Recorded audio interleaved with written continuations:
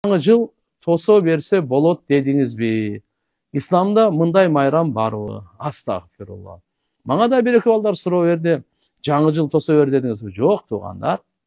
Жаңы жыл тосо бер деп айткан эмеспиз. Жаңы жыл, угуп алыңыз, жакшы угуп алыңыз. Бул исламдагы мусулмандардын майрамы эмес. Мусулмандардын майрамы эки. Мусулмандардын майрамы эки. Бул Курбан айт менен Ороза айт. Мына ошону да казалаңыз. Алар мисалы ал гайры диндер, башкалар биздин мисалы Курбан айт, Ороза айтты алар майрамдашабы? Жок. Бул дагы алардын өздөрүнүн майрамдары. Христиан дининде майрамы, биздин мусулман динибиздин майрамы эмес. Албетте ошого иншалла Алла Таалам мусулман адамды жашаганы күн сайын шүгүр кылсын.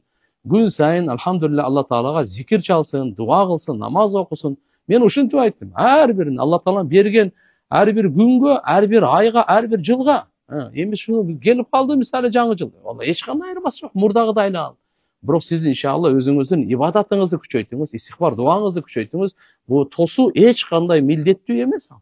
Бирөөгө сөзсүз тоскун тигиндей мындай дегенде.